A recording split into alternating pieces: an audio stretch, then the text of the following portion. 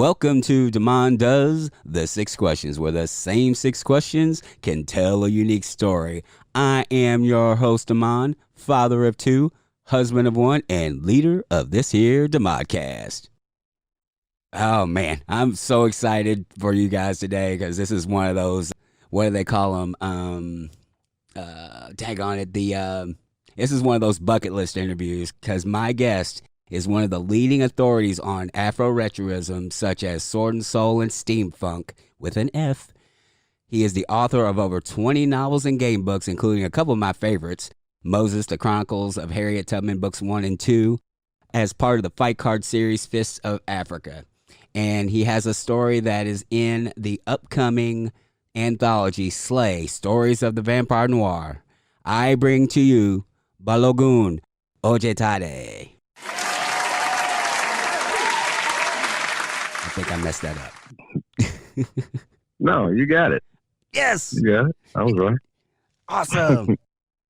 Thank you again. Thank you so much for coming to chat with me today. Thank you. Thank you for having me. I guess we'll just get started with this. What's the name of your story in Slay? What is the name of my story in Slay? I have to remember because I'm writing so many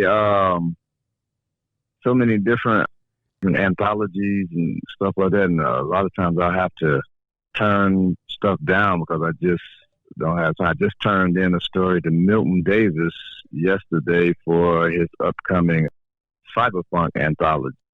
It's Shadows of Violence. That's my story for Slay. Shadows of Violence. Shadows of Violence. Okay. One thing I really like about your books, I know you're a teacher of indigenous African martial arts, and that really shows in your books. You're the only author that I can think of that writes hand-to-hand action in books that I can actually imagine it almost blow by blow happening on the screen, and that's something I just really enjoy about your work. How else does your training influence your work?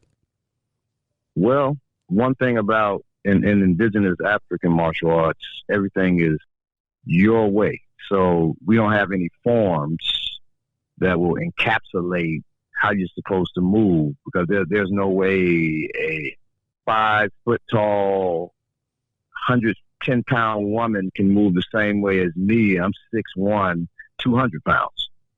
When she punches or when she throws an elbow, it's going to be different from my delivery. Right? We're two different people. And then our personalities come into play, how we like to move and what feels good to us when we express ourselves in combat or in life, period. Right? So everything we do is, I throw an elbow my way, you throw it your way. You don't throw it the way. When I write, it's the same thing. I write what I write. So when people say, these are the tropes of science fantasy or what have you, right? I'm never going to write the same way that somebody else writes. I'm not going to use them as a gauge for, is my work good? I can write the best Balogun Ojetade story. Valjean Jeffers can write the best Valjean Jeffers story. I cannot write a Valjean Jeffers story. And as long as we remember that, then we're not competing with anybody else. We're not looking at somebody else's success and jealous, or I wish I did what they did or wrote like them. We just make our stories, because we're all individuals, and so we're all going to create a certain way. That part of the indigenous arts has influenced me the most in the way I write my stories. That's what people always say, my stories are, you could tell one of my stories and they're wild. I'm doing me. It makes a lot of sense. It's very simple and it makes perfect sense. It's easily escaped sometimes when we try to make things too hard. I am good at that, or I used to be. All right, you ready to answer the 6 questions? Absolutely. Question number 1. When did you know you wanted to be a writer? I was about 3 years old. So I started reading when I was 2. My sisters really used me as an experiment. Can we teach a toddler to read? Right. So they gave me comic books. They started with Beetle Bailey, something simple. They had already taught me how to sound out letters. So I'm sounding out the words. At first they would sit with me, listen, okay, this is how you sound out that word. And some words I just couldn't, figure out, and then they would help me out. And I wouldn't recognize what some of the words were, a lot of the words really. And so they would define the word, and they would make me repeat the definition of that word over and over. After a short while, I was able to read the comics without them being in the room. I still would have to ask them some of the words. I moved from, probably after about 6 months, I moved from Beetle to Thor and Fantastic Four, Batman. The next year, I moved on to, picture books. I wanted to craft stories like I was reading in the comic books and in the picture books. And then I would sit with my mother and watch Get Smart and watch the Wild Wild West television series, which was her favorite. I said, I'm going to write stories like the Wild Wild West. And when I write it, I'm going to have somebody that looks like me or my mother as the hero. And that's what led me on my journey to write. So I really wrote my first story by the time I was 4. I started writing these little short comic books. And they always had a black protagonist. I wrote my first nonfiction book called African Martial Arts Discovering the War Within. I wrote that in 2008. And then in 2010, I decided, and I'd written hundreds of short stories. My major in college at first was finance when I was at Howard. And then when I transferred to Columbia College, which was the School of the Arts in Chicago, my major was film with a concentration in screenwriting. So I was writing every day, short stories. So I wrote hundreds of short stories. When I finally decided to do a novel, I wrote what I felt was like the Wild Wild West. And I wrote it with one of my idols, Harriet Tubman, somebody who looks like me or my mother, right? That's how my writing journey started. But yeah, I knew since I was 2-3 years old that I was going to be a writer and I want to write stories and books. Okay, I got a question. Is this true that you were published in a Writer's Digest at 10? Yeah, I didn't even put that in my bio. I don't know how you got that information, but yeah, I actually published a book when I was 10. It was a writing contest, a national writing contest. I won the contest. I went to a school for the gifted called Decatur Classical. Started as Green Classical. I think it was Green Classical, and I actually wrote the book. And it won the contest.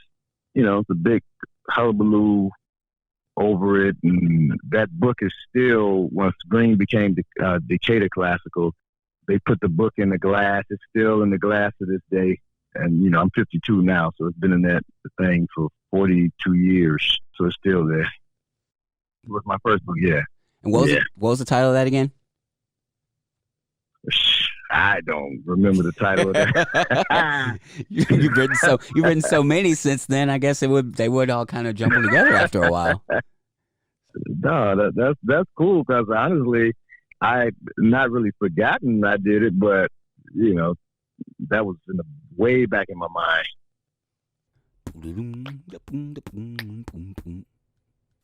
Question number 2. What do you wish you had known when you first started out? I wish I had known how to draw.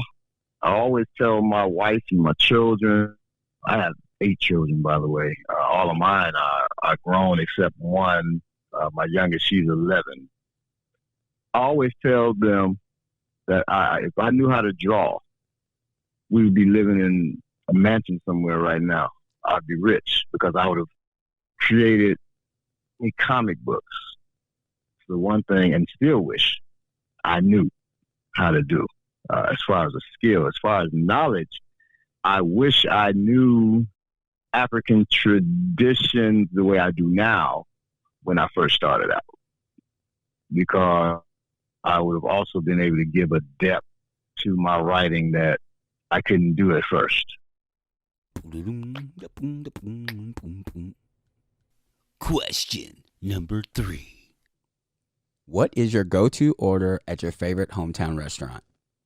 Okay, now, my hometown is Chicago, but I've been living here in Atlanta 21 years. It was 21 years in March. In Chicago, it used to be, my favorite go-to was ordering with 2 things. Pizza from Uno's. You know, Chicago's the home of the stuffed pizza. So I would get stuffed pizza from Uno's, and it would always be pineapple and shrimp stuffed pizza. And then my other favorite there was actually popcorn. It was caramel and cheese popcorn from Garrett's Popcorn. Here in Atlanta, my favorite thing is actually, well, from an Indian restaurant, Sag Paneer from Masti restaurant. Sag Paneer there, you know, I love it. I eat fish ever so often, but that's the only type of meat, if you will, that I eat. You know, I eat vegetarian food, vegan food, so that's my go-to.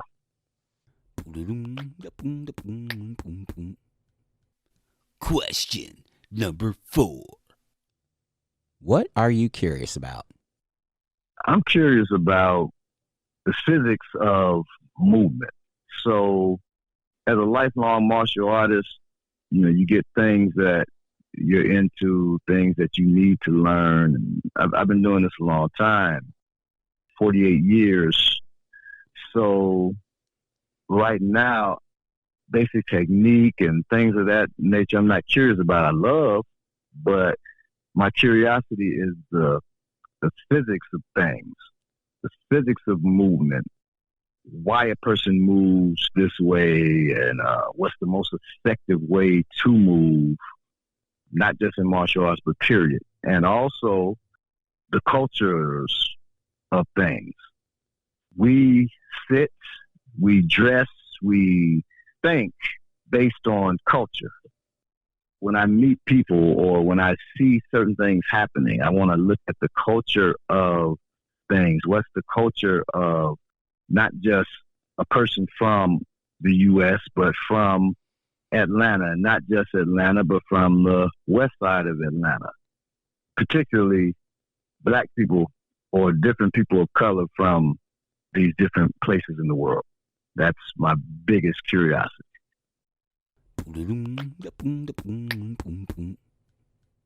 Question number 5. Is there anything I should have asked but didn't? You know, it's a great interview. We have covered quite a bit. I just, you know, would like people to know, you know, they can always contact me through social media at Balogun on Instagram, or at African Martial Arts or African MA on Instagram for my school. If you type in Balogun Ojetade on Facebook, I'm the only one, I think, that's going to come up. If you put it in Google, I know I'm the first one that's going to come up.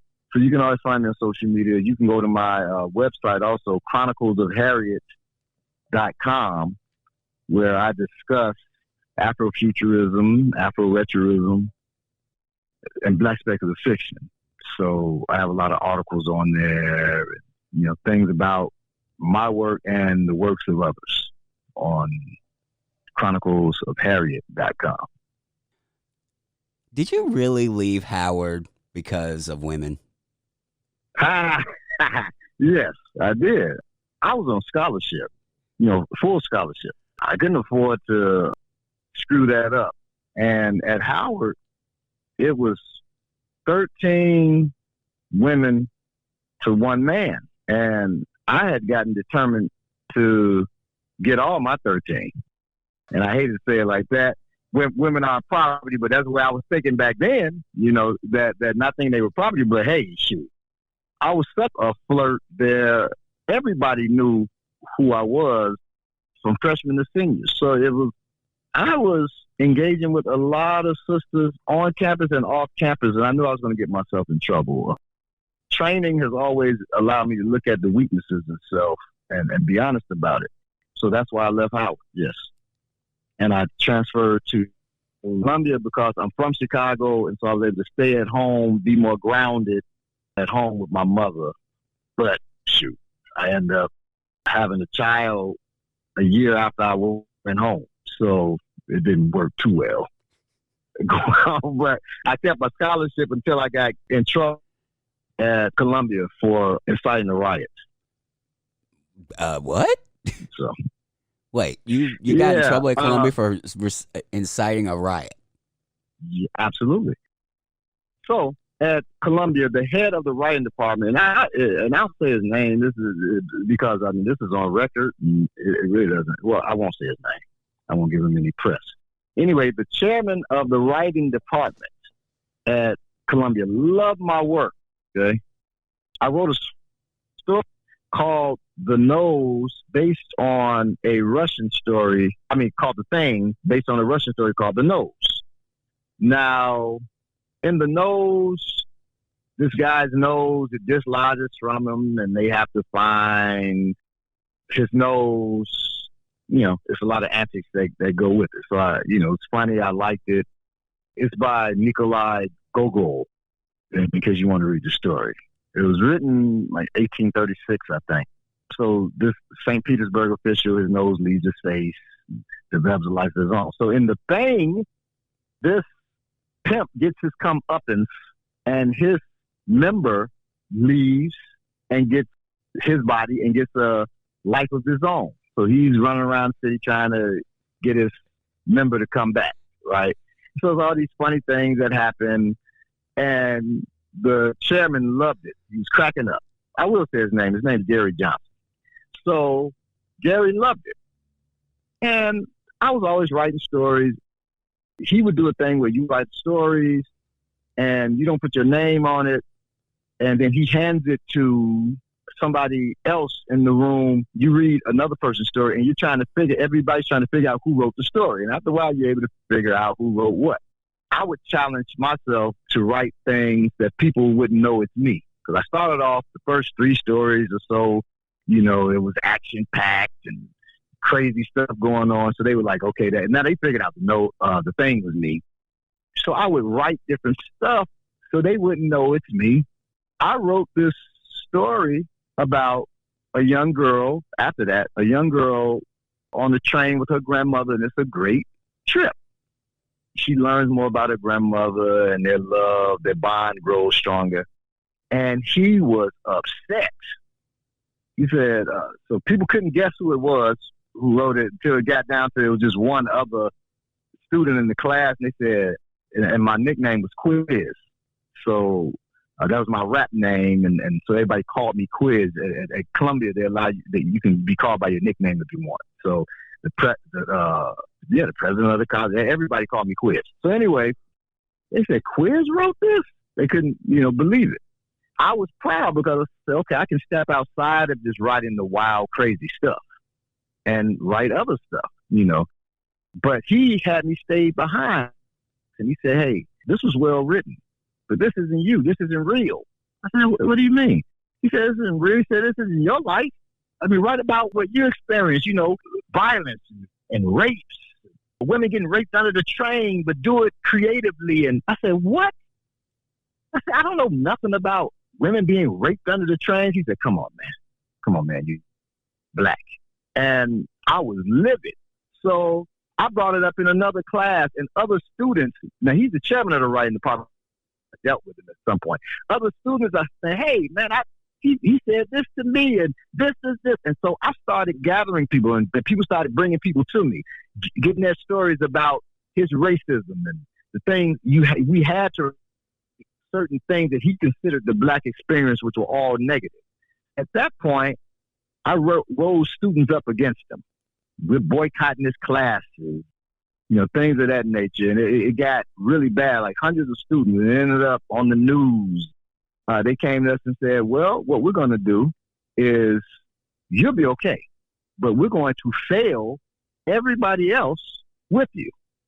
Now, me being young, I didn't realize the tactic in that, but I knew I didn't want that to happen. So they said, or you can still stay at the school, but we're not going to kick you out of anything.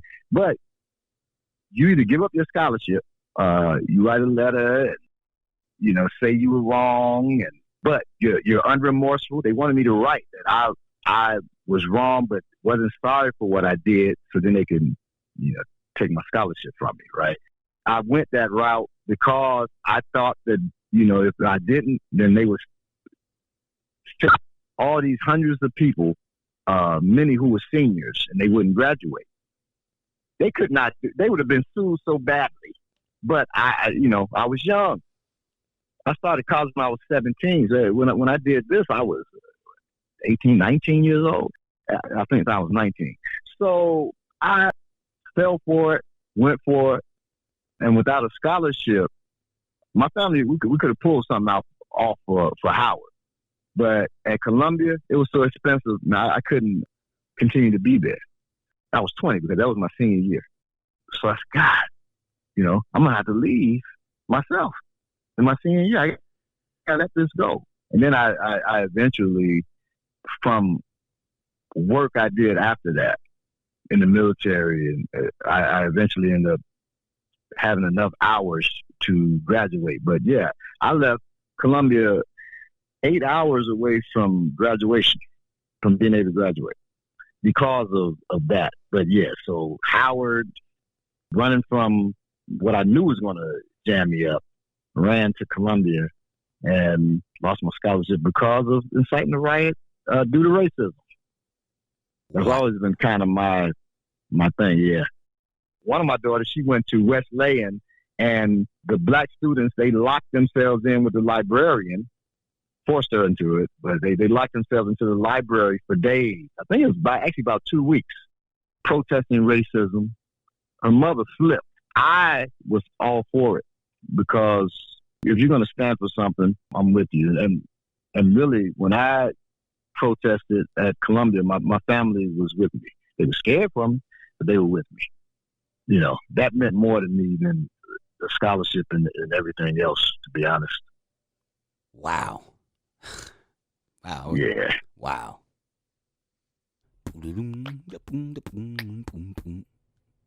Question number 6. If you could create a new holiday, what would it commemorate?